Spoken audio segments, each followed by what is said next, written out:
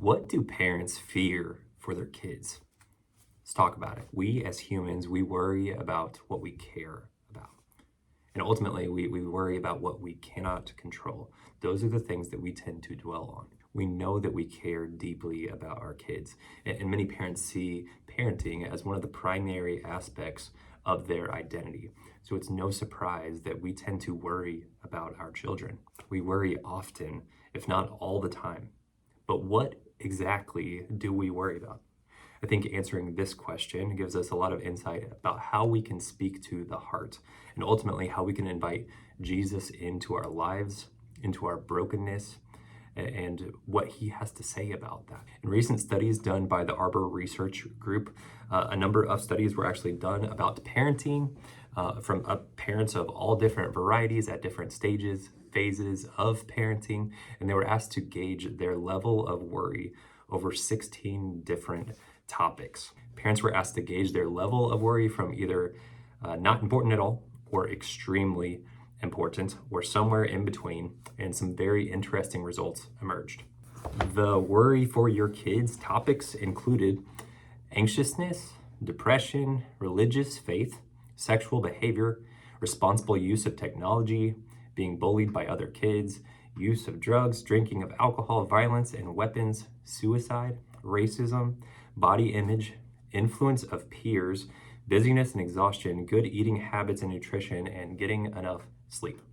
No shortage of things to worry about. So here are a few things to chew on. Parents tend to worry the most about what can impact their child's future. And 3 of the top 5 things were actually the same for Christian parents and for all parents in the general population. And those things included worrying about good eating and nutrition, came up at number 1, getting enough sleep, close number 2, and responsible use of technology.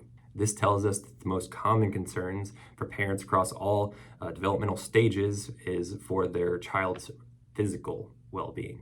The lowest 3 worries for parents across all stages consistently remains their faith, number 1, sexual behavior, and alcohol usage. But wait, there's more. This is juicy. Nearly twice as many Christian parents report feeling worried often or all the time in comparison to the general population. Twice as many. So if Christian parents tend to worry more than the general population, this kind of begs the question, what about faith causes us as Christian parents to tend to worry more? I'd be interested about your thoughts on that.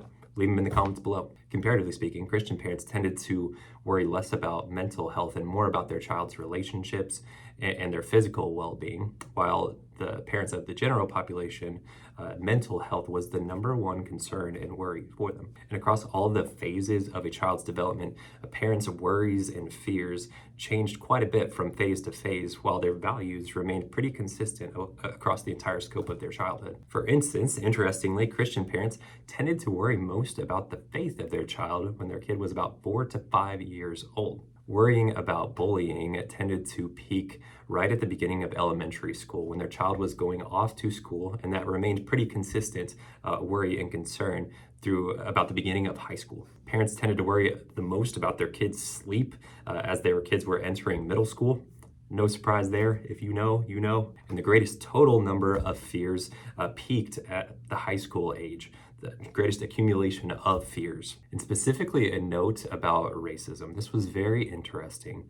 White parents tended to worry about racism the least, about 17%, followed by Asian parents, about 25%, then Hispanic and Latino parents, 32%, and nearly half, 46% of Black or African American parents reported worrying about racism for their child either often or all the time. For every 2 white parents who worried about racism for their child, there were 3 Asian parents, 4 Hispanic parents, and about 6 Black or African American parents who were constantly worried about racism and how it would affect their child. And notably, there's a very strong correlation between parents who feared racism for their child and their parenting values. In particular, this was access to resources and opportunities this was education, and then exposure and relationships for their child, as well as mental health. These emerged as very significant values for, in particular, for parents who were worried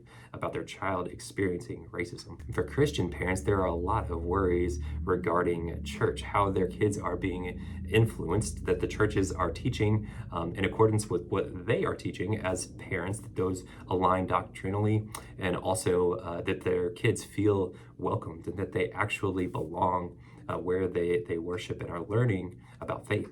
For Christian parents, there are a lot of worries regarding church, how their kids are being influenced, that the churches are teaching in accordance with what they are teaching as parents, that those align doctrinally, and also that their kids feel welcomed and that they actually belong where they worship and are learning about faith. As far as doctrine and theology is concerned, many parents, Christian parents specifically, about 50 to 60% actually worried about what the church was teaching when it comes to the LGBTQ plus conversation about creation, about salvation, about the Bible itself, and about self-worth. Tons of interesting stuff found out in these studies. So if you want to learn more, I encourage you get this book, What Most Parents Aren't Telling You. Check it out for yourself. You can also learn more about how these studies were conducted, how they represent the demographic population, all of that stuff. To learn what it is that parents actually want and value for their kids, go ahead and click right here. But for right now, you tell us some of the fears that you have for raising your child. Leave those in the comments below. Create community. Let's interact. And this also provides us the opportunity to join with you in prayer, turning some of those fears into prayer and following Jesus. You keep fighting the good fight. Connect your family with the family of God, and we'll see you soon.